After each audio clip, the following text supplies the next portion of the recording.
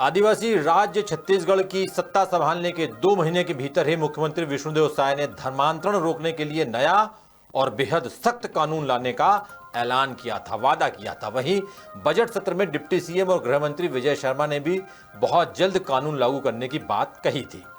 लेकिन 1.5 साल बीत चुके हैं। 1.5 साल बाद भी सरकार धर्मांतरण विरोधी कानून नहीं बना पाई है। फिर लागू करना तो बड़ी दूर की बात है। यह मसला अहम इसलिए भी है क्योंकि छत्तीसगढ़ में धर्मांतरण का मुद्दा हमेशा से गर्माता रहा है और राजनीति का केंद्र बिंदु बना रहा है। अब विधानसभा का मानसून सत्र शुरू हो चुका है, लिहाजा 10 सूत्र ने मामले की पड़ताल की, जिसमें पता चला कि मानसून सत्र में भी धर्मांतरण विरोधी कानून का बिल पेश नहीं हो सकेगा। हालांकि सरकार ने कानून का मसौदा काफी पहले ही तैयार कर लिया है, लेकिन ड्राफ्ट को अब तक मंजूरी ही नहीं मिली है क्योंकि ड्राफ्ट विभागों की सहमति और असहमति के बीच घूम रहा है, लटक रहा है। छत्तीसगढ़ में 1.5 साल में भी क्यों लागू नहीं हो पाया कानून और अब क्या है सरकार की मंशा, तैयारी, बता रहे हैं रायपुर से हमारे ब्यूरो चीफ अरुण तिवारी। ये गर्व है मेरी पार्टी की सरकारें कन्वर्जन पर कानून लाती। ये गर्व है मेरी पार्टी की सरकारें कन्वर्जन पर कानून लाती।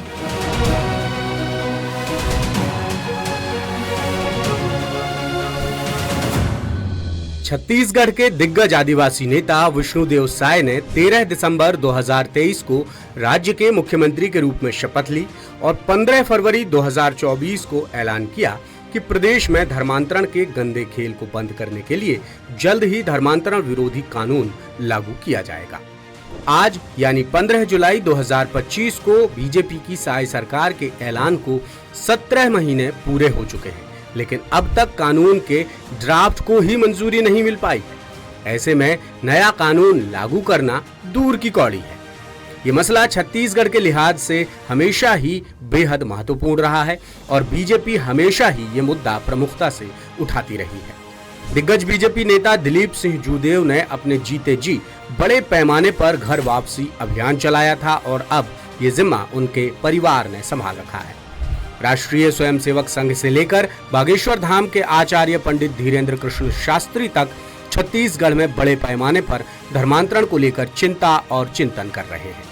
हाल ही में आरएसएस के नागपुर मुख्यालय में आयोजित खास कार्यक्रम में बस्तर के दिग्गज कांग्रेस नेता अरविंद नेताम को चीफ गेस्ट बनाने के पीछे भी धर्मांतरण रोकने का मकसद सामने आया है, जिसमें नेताम ने भी धर्मांतरण को बड़ा नासूर बताया और संघ की मदद से इसे खत्म करने की पैरवी की।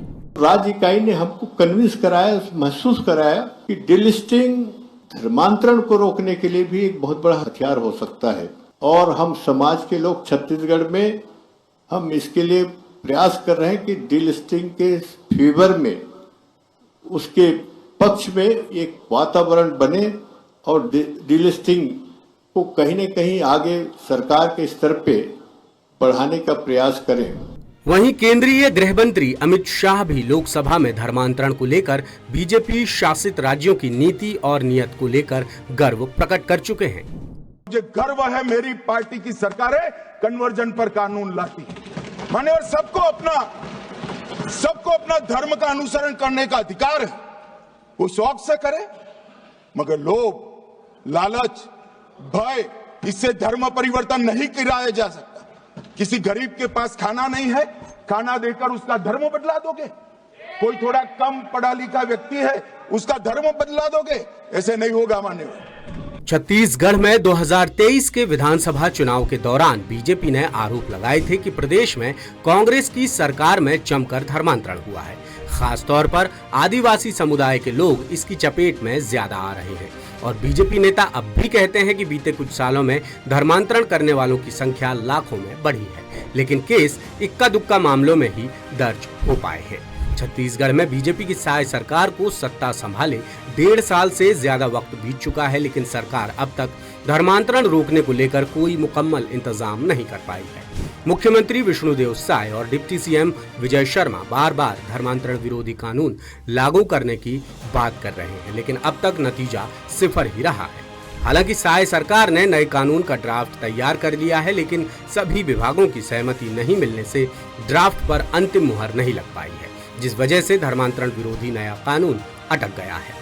द सूत्र की पड़ताल में पता चला कि ये बिल ताजा मानसून सत्र में भी पेश नहीं हो पाएगा, जिसकी तस्दीक खुद गृह मंत्री और उप मुख्यमंत्री विजय शर्मा कर रहे हैं। प्रारूप लगभग तैयार है, प्रावधान तैयार है, परंतु वो इस सत्र में अभी नहीं आ पा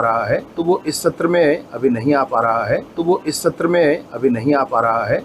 विभिन्न विभागों की चर्चा उसमें शेष रह गई है। आने वाले सत्र में वो अवश्य आ जाएगा, तब तक हम वो काम पूरा कर लेंगे। दरअसल किसी भी राज्य में किसी भी नए कानून के लिए संबंधित विभाग और विधि विभाग मिलकर ड्राफ्ट तैयार करते हैं, जिसमें कानूनी जानकारों से भी रायशुमारी की जाती है। फिर ड्राफ्ट फाइनल होने के बाद सभी विभागों की सहमति ली जाती है और आखिर में मुख्यमंत्री की मंजूरी के बाद बिल को कैबिनेट में पेश किया जाता है। कैबिनेट की मुहर लगने के बाद विधानसभा में पेश कर बिल को पास कराया जाता है। लेकिन छत्तीसगढ़ में धर्मांतरण विरोधी नए कानून का मसौदा फिलहाल विभागों की सहमति और असहमति के बीच झूल रहा है। अब सरकार विधानसभा के अगले यानी शीतकालीन सत्र में विधेयक पेश करने की तैयारी कर रही है।